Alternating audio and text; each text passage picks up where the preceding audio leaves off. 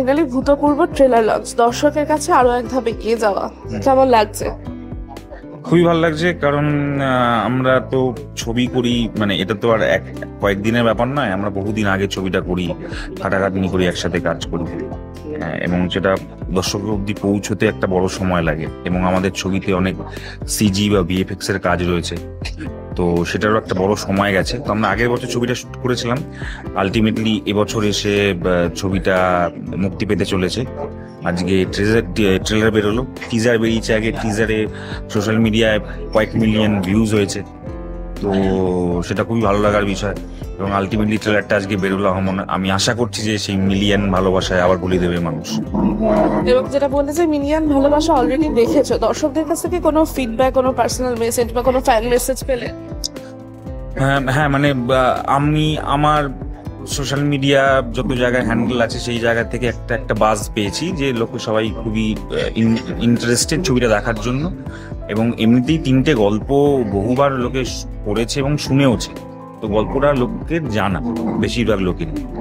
তো সেইখানে দাঁড়িয়ে এবার সেই 3টে গল্প একই জায়গায় একই সুতোয় গেঁথে একটা ছবিতে আসে, সেগুলোকে ভিজুয়ালি দেখতে পাবে লোকে।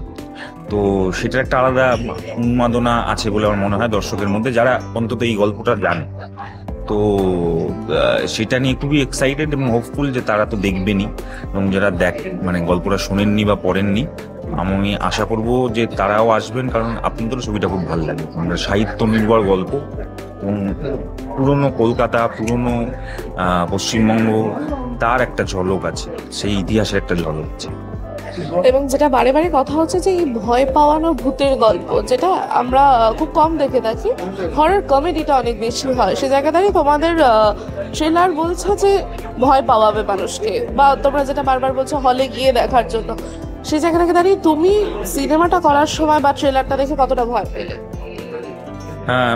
দেখো, আমাদের তো আমরা তো বাংলা বাজারে কাজ করি, আমাদের বাংলা বাজারে কিছু লিমিটেশনস আছে, যে লিমিটেশনের মধ্যে আমাদের কাজ করতে হয়। আমাদের দিন কমে শুট করতে হয়, আমাদের রিসোর্সেস কম, এবং সেই রিসোর্সেস এবং সেই সব কিছু মিলিয়ে যতটা আমাদের পারমিট করা যায় সেগুলো আমরা সব কিছু করেছি। আমাদের ডিরেক্টর মহোদয়, তারা দুজনেই অক্লান্ত খেটেছে, তারা পুরো জিনিসটাকে সেভাবে সাজিয়েছে, এবং আলটিমেটলি অনেকটা সময় দেওয়া হয়েছে সিজির পেছনে, যেটা দেওয়া সম্ভব হয় না আমাদের এখানে। তো সেটা ওনারা দিয়েছেন, প্রায় 4-5 মাস ধরে সিজি করা হয়েছে, এবং তাও আমি এখনো শুনছি যে লাস্ট মোমেন্টেও অনেক সিজি কারেকশন চলছে। তো সেই জায়গা থেকে আমার মনে হয় যে যেই ছবিটার তার ইকোসিস্টেম অনুযায়ী, তার রিসোর্সেস অনুযায়ী যতটা দরকার তার থেকে বেশিই দেওয়া হয়েছে। এবার এই 3টে গল্পই তো খুবই পরিচিত গল্প, মানুষ অলরেডি জানে এই গল্পটা সম্বন্ধে। তো যা ভয় পাওয়ার মানুষ যারা পড়েছেন অন্তত বা যারা জানেন, তারা অলরেডি জানেন যে কি কি ভয় আমরা এক্সপেক্ট করতে পারি। তো তাদের কাছে ভয়টা অন্য ধরনের হবে, তারা ভিজুয়ালি এবং অডিও ভিজুয়ালি অ্যাকচুয়ালি সেই ভয়টা কিভাবে নেবেন তাদের ওপর, সেটা তাদের তাদের দৃষ্টিভঙ্গির উপর অনেকটা ডিপেন্ড করছে। কিন্তু আমরা এটুকুনি বলতে পারি যে আমরা এই ছবিটার যতটুকু দরকার সেই ভয়ের পরিবেশ তৈরি করার জন্য, সেই সবকিছু আমরা করেছি। আর যদি বলতে হয় যে এই ছবির যে 3টে গল্প, 3টে আলাদা আলাদা চরিত্র রয়েছে, তোমার যে চরিত্র, সেই চরিত্রের সাথে তুমি বাস্তবে তোমার সাথে কতটা মিল পেলে, বা আদৌ কি মিল পেলে? না, একদমই মিলিনি। সেই চরিত্রটি অপরাধ জগতের একটি চরিত্র, সে অপরাধ জগৎ থেকে উঠে আসা একটা চরিত্র, এবং যে সময়টাও আমার গল্পটা, সেটা একটা পোস্ট ইন্দো চায়না ওয়ারের গল্প। পোস্ট ইন্দো চায়না ওয়ার না, ওই সময়টাতেই এই গল্প। তো সেই জন্য দাঁড়িয়ে ওই সময়টায় দাঁড়িয়ে যেহেতু একটা টার্ময়েলের সময় ছিল, সেই সময় অপরাধ অনেক বেশি হতো, সেই জায়গা থেকে উঠে আসা চরিত্র, আমার সাথে কোনো রকমই মিল নেই। আর তোমার সাথে এই মানে তোমাদের যে গল্পটা, সেটাতে তোমার সাথে সন্দীপদাদি রয়েছে, সন্দীপদাদির সাথে কাজ করার অভিজ্ঞতা কিরকম? খুবই ভালো। আমার আগে পরিচয় ছিল সন্দীপদার সাথে, তো সেটা একটা বাড়তি সুযোগ দিয়েছে। কাজ করার সময় কোনো ইনহিবিশনস ছিল না, আমরা খুব মজা করে আড্ডা মেরে শ্যুটটা করেছি।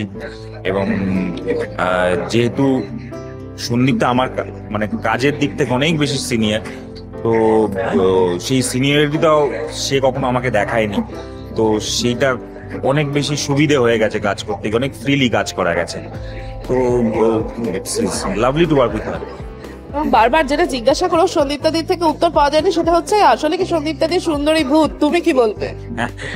হ্যাঁ নিশ্চয়ই, সন্দীপটা ভূত হলে সুন্দরী ভূতি হতো নিশ্চয়ই।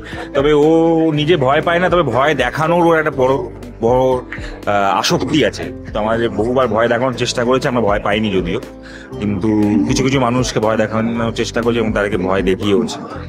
তো এই আর কি। তুমি কি ভয় দেখাও এরকম কাউকে, বা কখনো দেখিয়েছো? হ্যাঁ আমি ভয় দেখিয়েছি কিছু কিছু জায়গায়, কিছু বন্ধু বান্ধবদের মধ্যে দেখিয়েছি।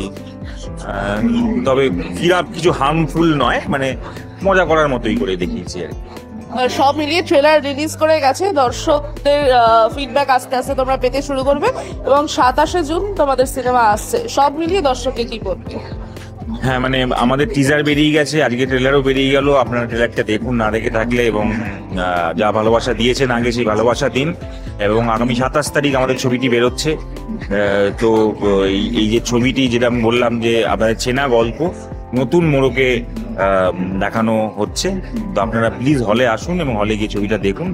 আমি আশা করছি এবং আমি হলফ করে বলতে পারি বরং যে আপনাদের ভালোই লাগে।